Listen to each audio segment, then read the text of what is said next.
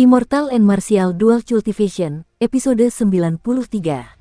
Untuk melihat video selengkapnya, sahabat bisa kunjungi playlist yang telah Sabta Novel sediakan. Yuk mari, kita berimajinasi bersama dan masuk ke alur ceritanya.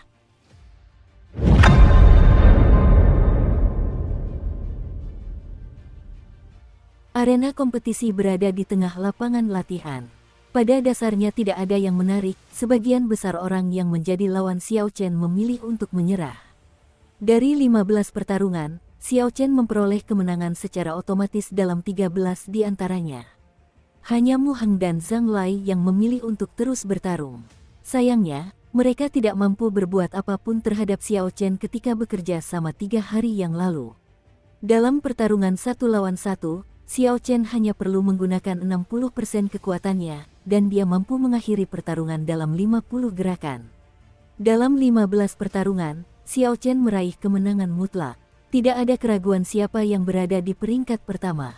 Adapun peringkat kedua, harus ditentukan antara Mu Heng dan Zhang Lai. Kekuatan mereka hampir sama, setelah bertarung cukup lama, mereka belum menentukan pemenang. Pada akhirnya, Mu Heng mengandalkan keunggulan fisik tubuhnya dan memenangkan pertarungan yang melelahkan, mengalahkan Zhang Lai dan meraih posisi kedua. Semua pertarungan berakhir sekitar tengah hari, murid inti untuk tahun ini akhirnya terpilih. Liu Suifeng nyaris mendapatkan peringkat ke-10, keinginannya akhirnya terkabul. Istirahatlah dulu, setelah pertarungan peringkat murid inti selesai, kalian akan menghadapi pertarungan terakhir dengan 10 murid inti terakhir, kepala penguji mengingatkan semuanya. Awalnya, Xiao Chen berniat untuk langsung pergi setelah menerima hadiah. Namun, ketika mendengar kata-kata kepala penguji, ia mengurungkan niatnya. Ini pun tidak terlalu buruk, akan menyenangkan untuk melihat seberapa kuat 10 murid inti teratas dalam daftar angin awan. Ketua penguji mengatur tempat duduk di tribun penonton untuk Xiao Chen dan murid inti yang baru diangkat lainnya, memisahkan mereka dari murid-murid dalam. Setelah itu, 500 murid inti keluar. Suasana kerumunan kini benar-benar membara. Suasananya mirip dengan atmosfer perang peringkat di akhir tahun. Namun, sesungguhnya, jika dilihat dari sudut pandang lain, pertarungan mendadak ini dapat dianggap sebagai perang peringkat akhir tahun. 100 murid inti teratas pada dasarnya adalah 100 murid teratas di paviliun pedang surgawi. Satu-satunya perbedaan antara ini dan ranking war akhir tahun adalah pengurangan jumlah peserta yang signifikan. Kualitas para pesaingnya tinggi. Dengan demikian, tingkat persaingannya cukup intens. Ye Chen, aku merasa bahwa dengan kekuatanmu, jika kau ikut serta dalam pertarungan peringkat murid inti ini, kau akan mampu menempati peringkat 10 besar. Mu Heng, yang berada di sampingnya, tiba-tiba berkomentar. Zhang Lai agak tidak puas, dia berkata, kau pasti bercanda. Kultivasi 10 besar setidaknya berada di puncak Sein bela diri tingkat rendah. Dari Grandmaster bela diri ke Sein bela diri adalah rintangan besar pertama bagi semua kultivator. Bahkan jika jaraknya hanya selebar sehelai benang, perbedaan kekuatannya seperti langit dan bumi. Mereka mampu mengeluarkan esensi mereka untuk menyerang. Terlebih lagi, kekuatan serangan mereka berkali-kali lebih kuat. Memang ada perbedaan besar antara Grandmaster bela diri dan Sein bela diri, Zhang Lai tidak salah. Jika seorang Grandmaster bela diri tingkat unggul mengalahkan seorang Grandmaster bela diri tingkat rendah, atau bahkan seorang Grandmaster bela diri tingkat menengah, itu bukanlah hal yang terlalu mengejutkan. Namun, jika seorang Grandmaster bela diri tingkat unggul puncak ingin mengalahkan seorang Sein bela diri tingkat rendah yang baru saja naik tingkat, itu akan sangat sulit. Meskipun ada preseden di benua Tianwu, mereka adalah para jenius yang hanya terlihat sekali dalam 100 tahun. Jika tidak, mereka memiliki garis keturunan bawaan dengan roh bela diri yang diwariskan atau teknik kultivasi mereka jauh lebih kuat daripada lawan mereka. Hanya dengan cara itulah mereka dapat mencapai hasil seperti itu. Dengan kekuatan Xiao Chen, Zhang Lai berpendapat bahwa dia masih bisa mengalahkan seorang Sein bela diri tingkat rendah biasa. Namun, yang terlemah dari 10 murid inti teratas setidaknya adalah Sein bela diri tingkat rendah tingkat puncak. Terlebih lagi, mereka semua telah mengalami ratusan pertarungan sebelum berhasil mencapai 10 besar. Mereka hanyalah satu kelas lebih tinggi daripada para Sein bela diri biasa di bawah gunung. Sederhananya, Teknik kultivasi mereka jauh lebih kuat daripada Sein bela diri biasa. Xiao Chen acuh tak acuh terhadap diskusi mereka. Tidak ada gunanya membicarakannya. Satu-satunya cara untuk meyakinkan seseorang adalah dengan benar-benar bertarung. Akan ada pertarungan untuk membuktikan hal ini pada akhirnya. Mu Heng menatap Zhang Lai dan berkata, jangan merasa ragu. 3 hari yang lalu, ketika kita bekerja sama, kita hanya mampu membuat Ye Chen menggunakan 60% kekuatannya. Jika dia bertarung tanpa menahan diri, dia akan setara dengan pendekar suci tingkat menengah. Hanya 60% dari kekuatannya. Zhang Lai tak percaya. Jika digabungkan dengan Mu Heng, mereka sudah setara dengan seorang Sein bela diri tingkat menengah biasa. Jika Xiao Chen mampu melawan mereka hanya dengan menggunakan 60% kekuatannya, apakah itu berarti seorang Sein bela diri tingkat menengah biasa tidak akan mampu menandinginya? Itu tidak mungkin. Ye Chen hanyalah seorang master tingkat bela diri unggulan tingkat puncak. Bagaimana mungkin dia bisa bersaing secara setara? Zhang Lai menggelengkan kepalanya, memutuskan untuk tidak membahas pertanyaan ini lebih lanjut. Terdapat 10 arena di lapangan latihan. Aturan kompetisinya sama seperti sebelumnya, mengumpulkan poin. 90 murid inti teratas akan ditentukan berdasarkan jumlah poin. Kekuatan para murid inti tidak bisa diremehkan, sebagian besar dari mereka memiliki kartu truf masing-masing. Terlebih lagi, sebagai seseorang yang juga menggunakan pedang, Xiao Chen tidak merasa bosan menonton pertandingan demi pertandingan. Dia bisa menganggap ini sebagai perluasan wawasannya juga. Namun, meskipun fantastis, tidak ada momen yang benar-benar berkesan. Menonton tanpa henti di bawah terik matahari agak membosankan. Yun Kexin dari puncak gadis giok akan muncul. Dia termasuk dalam 10 besar daftar awan angin. Teknik pedang melodi surgawinya tidak dapat ditangkis. Aku ingin tahu siapa lawannya. Dia akan berhadapan dengan Yan Feng yang berada di peringkat ke-18. Dia kejam, tetapi seharusnya dia bukan tandingan Yun Kexin. Setelah menonton begitu lama, akhirnya ada seseorang dari 10 besar yang keluar. Aku mulai merasa bosan. Sama halnya dengan saya. Jika bukan karena 10 pemain peringkat teratas ini, saya tidak akan datang hari ini. Tribun penonton yang tadinya agak sepi langsung berubah heboh ketika Yun Kexin keluar. Terdengar banyak sekali diskusi tentang pertarungan yang akan datang. Xiao Chen menatap gadis yang perlahan berjalan menuju arena. Yun Kexin mengenakan pakaian putih. Ia tidak dianggap sangat cantik, tetapi tetap memiliki penampilan yang menyenangkan. Ia tampak sederhana, polos, dan alami. Dia adalah Sein bela diri tingkat rendah puncak. Kultivasinya adalah yang terendah di antara 10 besar. Teknik pedang melodi surgawi pasti memiliki sesuatu yang istimewa. Jika tidak, dia seharusnya tidak bisa masuk ke 10 besar, Xiao Chen menganalisis dalam hatinya. Tiba-tiba, Xiao Chen teringat sesuatu. Dia menoleh ke Liu Suifeng di sampingnya dan bertanya, mengapa aku tidak melihat Chu Xinyun? Dia juga murid inti, kan? Ketika nama Chu Xinyun disebutkan, senyum langsung muncul di wajah Liu Suifeng. Dia menjelaskan, status murid inti Xinyun diperoleh sebagai hasil dari status alkimianya. Sebagian besar murid puncak gadis giok seperti itu, mereka memperoleh status murid inti mereka melalui cara lain. Hanya sedikit yang mengandalkan kemampuan bertarung mereka untuk menjadi murid inti seperti Yun Kexin. Jadi, begitulah situasinya. Paviliun pedang surgawi cukup masuk akal. Para alkemis memberikan kontribusi besar pada sebuah sekte, mereka bahkan dapat dianggap sebagai sumber daya langka. Kau tampaknya sangat mengenal murid-murid puncak gadis giok. Menurutmu, berapa banyak gerakan yang dibutuhkan Yun Kexin untuk mengalahkan lawannya? Xiao Chen tersenyum lembut. Liu Suifeng tertawa canggung dan berkata, Yun Kexin menghabiskan sebagian besar waktunya berlatih di luar. Misi sekte yang dia emban semuanya berada di tempat yang jauh. Aku hanya pernah bertukar beberapa kata dengannya sebelumnya. Saat mereka berbicara, Yun Kexin dan Yan Feng sudah berjalan ke arena.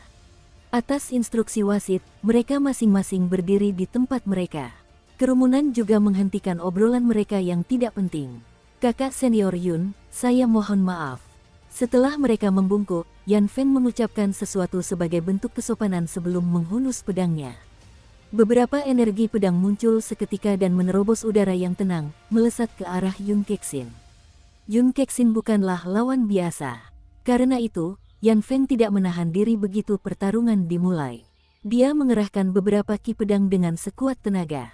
Dia mengirimkannya ke berbagai sudut, dia bahkan meluncurkan dirinya sendiri ke depan. Kilatan cahaya putih muncul dan Yun Kexin terlempar jauh ke belakang, seolah-olah dia seringan bulu. Tubuhnya begitu lembut, seolah-olah dia tidak memiliki tulang. Dia dengan mudah menghindari semua ki pedang yang datang. Yan Feng tersenyum tipis saat muncul di tempat Yun Kexin mendarat. Aku sudah memprediksi kau akan mendarat di sini. Ini jurus andalanku. Tebasan silang pemecah ruang. Yan Feng mengayunkan pergelangan tangannya dan ki pedang berbentuk salib yang saling bersilangan melesat cepat di udara. Retakan muncul dimanapun serangan berbentuk salib itu lewat, menunjukkan kekuatan gerakan ini. Serangan ini sangat akurat, serangan itu mengenai tepat di tempat Yun Kexin mendarat pada waktu yang tepat. Dia ingin mengubah arahnya di udara, tetapi itu sangat sulit. Bahkan jika dia berhasil menghindar, dia akan berada dalam posisi bertahan pasif. Namun, Yun Kexin memiliki ekspresi yang sangat tenang. Tiba-tiba ia jatuh tegak lurus, seperti daun yang jatuh ke tanah tiba-tiba berubah menjadi balok besi, itu sangat aneh. Dengan mengandalkan peningkatan kecepatan jatuh yang tiba-tiba, begitu Yun Kexin mendarat, dia mendorong kakinya dari tanah sebelum ki pedang berbentuk salib menghantamnya. Dia segera bergerak beberapa puluh meter, dengan mudah menghindari serangan Yan Feng. Teknik gerakan yang hebat, bergerak seperti burung layang-layang dalam sekejap, seringan bulu, lalu mendarat dengan berat, seberat gunung. Terlebih lagi, dia mampu beralih antara kedua keadaan itu dengan sangat mahir. Ketika Xiao Chen melihat pemandangan ini, dia tidak bisa menahan diri untuk memujinya. Liu Suifeng berkata, ini adalah salah satu teknik pergerakan tingkat bumi yang langka dari paviliun pedang surgawi, seni awan petir. Hanya pewaris sejati atau orang-orang dengan bakat luar biasa yang berhak mempraktikkannya. Namun, untuk menguasainya, dibutuhkan kemampuan pemahaman yang sangat tinggi. Ketika Yan Feng melihat Yun Kexin menghindari gerakan yang telah direncanakannya dengan cermat, ia menunjukkan ekspresi sedikit kecewa. Ia berteriak dan tubuhnya meninggalkan kilatan panjang di udara, menebas Yun Kexin dengan pedangnya. Sial, Dukung terus channel YouTube Sabta Novel. Kali ini, Yun Kexin tidak memilih untuk menghindar. Dia bahkan tidak menghunus pedangnya dari sarung, melainkan langsung menggunakannya untuk mengayunkan pedang ke atas. Saat pedang itu mengenai sasaran, terdengar bunyi dentingan yang merdu. Yun Kexin menangkisnya tanpa terdorong mundur. Yan Feng menunjukkan ekspresi marah saat melihat Yun Kexin bahkan tidak menghunus pedangnya. Dia berkata, Kakak Yun, setelah tidak bertemu denganmu setidaknya selama setengah tahun, apakah aku bahkan tidak pantas membuatmu menghunus pedangmu? Yun Kexin berkata dengan tenang, jangan sampai lengah. Jika ini pertarungan hidup dan mati, kau pasti sudah mati. Sikap acuh tak acuh Yun Kexin benar-benar membuat Yan Feng marah. Dia berteriak dan memegang pedangnya dengan kedua tangan. Cahaya pedang sepanjang 2 meter menerangi bilah pedang, memaksa Yun Kexin mundur tanpa henti. Yun Kexin tidak mampu menahan tekanan kekuatan yang sangat besar. Setelah beberapa saat, tubuhnya terdorong ke tepi arena. Jika dia jatuh, dia akan kalah di ronde ini. Kau masih belum menghunus pedangmu. Kalau begitu, minggir, teriak Yan Feng sambil langsung meningkatkan auranya hingga puncaknya. Ia segera membuat Yun Kexin terpental ke belakang. Seperti sebelumnya, ekspresi Yun Kexin tidak panik. Dia menggenggam gagang pedangnya dengan tangan kanannya dan perlahan menghunus pedangnya sedikit. Weng, suara dentuman sonik yang menusuk telinga menggema dari arena hingga seluruh lapangan latihan. Akibat dentuman sonik tersebut, penonton di tribun merasakan gendang telinga mereka berguncang dan membuat mereka pusing. Xiao Chen tercengang, ledakan sonik yang sangat mengerikan. Meskipun aku berada lebih dari 1000 meter dari arena, dampaknya masih sangat kuat. Yan Feng, yang berada di tengah gelombang kejut, langsung terpukul dan menjadi tuli. Darah dan ki di tubuhnya bergejolak. Ia tak kuasa menahan diri untuk muntah darah dalam jumlah banyak. Ledakan. Tangan kanan Yun Kexin bergerak dan pedang yang sedikit terhunus kembali disarungkan. Gelombang suara yang tersebar di mana-mana muncul sebagai riak dan membentuk pusaran air yang besar. Kemudian, gelombang itu kembali masuk ke dalam pedang. Begitu bilah pedang sepenuhnya disarungkan, gelombang suara yang telah terkumpul meledak keluar. Gelombang suara itu terdengar lebih keras dan lebih jelas dari sebelumnya. Meskipun suara kali ini lebih keras dan jelas, para murid inti di tribun penonton tidak merasakan apapun. Ini karena gelombang suara telah terkondensasi menjadi satu garis dan semuanya mengenai tubuh Yan Feng. Yan Feng berdarah dari seluruh pori-porinya. Wajahnya pucat pasi. Dia berlutut sambil mengucapkan, "Putong," saat menyaksikan Yun Kexin yang berpakaian putih melayang turun. Yan Feng tersenyum getir, "Yun Kexin, ini baru setengah tahun dan aku benar-benar tidak pantas membuatmu menghunus pedangmu. Mungkinkah lain kali kita bertemu, aku bahkan tidak pantas untukmu menggunakan sarung pedangmu." Pakaian putih Yun Kexin berkibar, ekspresinya tidak berubah. Dia berkata, "Sebagai seorang pendekar pedang, tidak penting apakah pedang itu terhunus atau tidak. Jangan terlalu memperhatikan hal-hal yang dangkal. Jika tidak, akan sulit untuk memahami niat pedangmu sendiri." Yun Kexin menang di ronde ini. Seru wasit di arena. Saat Yan Feng memperhatikan punggung Yun Kexin, ia merasakan sakit yang menyiksa di hatinya. Belum lama ini ia masih setara dengannya. Sekarang, ia hanya mampu mengejarnya. Teknik pedang melodi surgawi memang mengerikan. Yun Kexin sebenarnya hanya menggunakan setengah gerakan untuk mengalahkan Yan Feng. Dia persis seperti dulu, selalu membuat orang takjub. Yan Feng juga kalah secara tidak adil. Dia terlalu fokus pada lawannya yang tidak menghunus pedangnya. Dia masih memiliki beberapa kartu truf yang belum dia gunakan. Ini adalah akibat dari kondisi mentalnya yang lemah. Lagi pula, Yun Kexin pernah berada di peringkat lebih rendah darinya di daftar angin awan. Sekarang dia berada di atasnya, dia merasa itu tidak dapat diterima. Kau tidak bisa mengatakan demikian. Kondisi mental seorang kultivator jauh lebih penting daripada teknik kultivasi atau teknik bela diri apapun. Itu adalah salah satu hal yang membentuk kekuatan seorang kultivator. Meskipun babak ini singkat, penonton merasa bahwa itu kurang memuaskan, mereka ingin pertandingan berlanjut. Namun, hal itu tidak memengaruhi kualitas kompetisi. Diskusi di antara penonton tidak pernah berhenti. Zhang Lai menatap Yun Kexin yang berada di kejauhan. Tatapan aneh muncul di matanya saat dia bergumam, gadis ini tidak biasa. Teknik pedang melodi surgawinya hampir mencapai kesempurnaan agung. Ketika Xiao Chen mendengar ini, dia diam-diam setuju. Sebuah teknik bela diri terdiri dari berbagai bagian, jalur sirkulasi esensi dalam tubuh, gerakan fisik tubuh, dan keadaan pikiran yang terkandung dalam teknik bela diri tersebut. Sebagai contoh, wujud dari teknik pedang petir menggelegar adalah wujud petir. Sedangkan untuk teknik pedang Lingyun, ada dua wujud, yaitu wujud gunung dan wujud awan. Hanya dengan menggabungkan ketiga komponen tersebut seseorang dapat mencapai kesempurnaan agung. Namun, pemahaman tentang suatu keadaan membutuhkan kemampuan pemahaman dan kesabaran, sangat sulit untuk memahami suatu keadaan pikiran. Jika seseorang berfokus mengejar kondisi mental seperti itu, mungkin tidak akan ada kemajuan, dan malah bisa mengalami kemunduran. Oleh karena itu, sebagian besar kultivator tidak akan mengejar kondisi mental ini sebelum mencapai level tertentu. Bagi Yun Kexin, kemampuan untuk mendekati pemahaman tentang teknik pedang melodi surgawi, bahkan hampir mencapai kesempurnaan agung, membuktikan bahwa kemampuan pemahaman, bakat, dan keberuntungan yang dimiliki gadis ini adalah hal-hal yang berada di luar jangkauan orang biasa. Zhang Lai melirik Mu Heng, lalu Xiao Chen. Dia tersenyum dan berkata, "Sekarang, menurutmu apakah Ye Chen bisa masuk ke dalam 10 murid inti teratas?" Belum lagi perbedaan tingkat kultivasi, siapapun yang mampu masuk ke dalam 10 besar adalah jenius yang sangat langka. Di paviliun pedang surgawi yang penuh talenta, mustahil untuk masuk tanpa keterampilan sejati.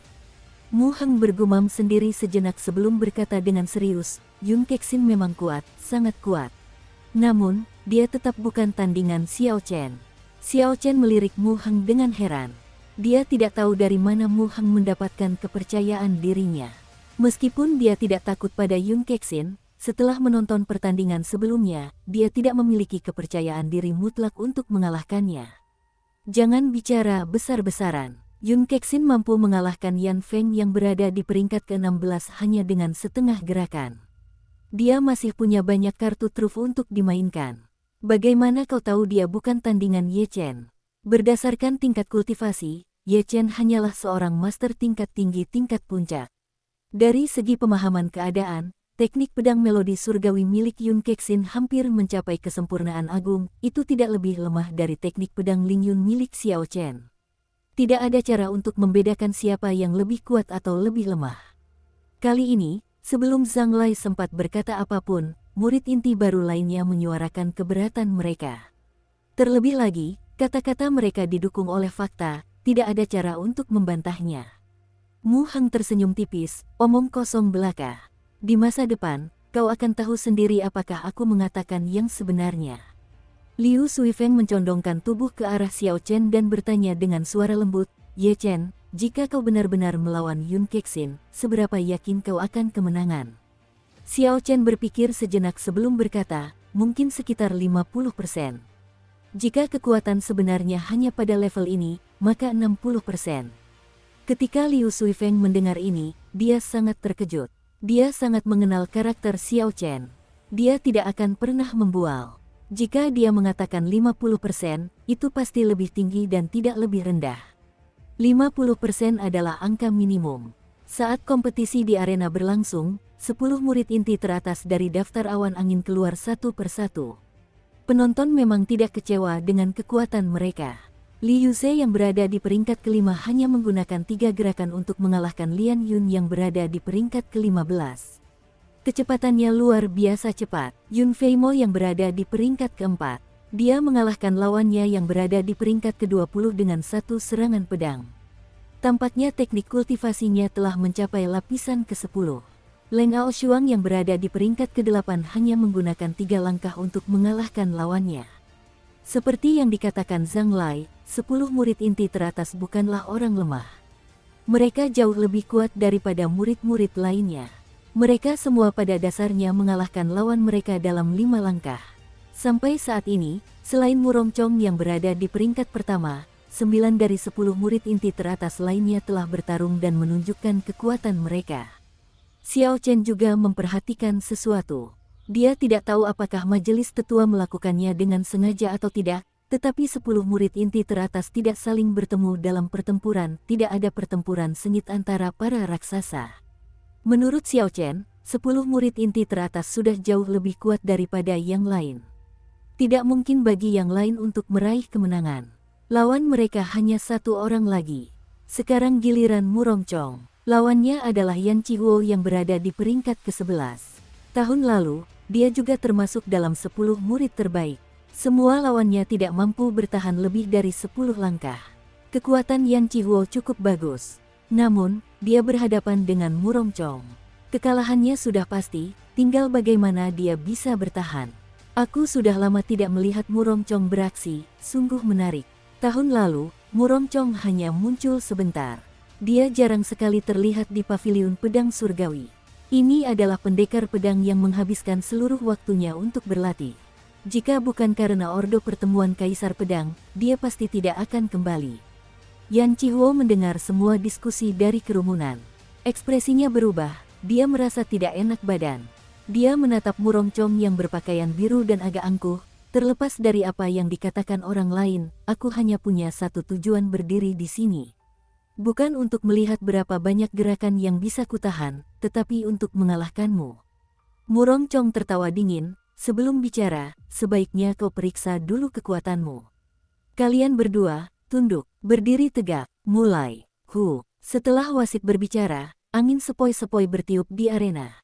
Terdengar suara gemerisik yang merdu, itu adalah suara pedang yang ditarik dari sarungnya. Dada Yan Chihuo terasa sesak.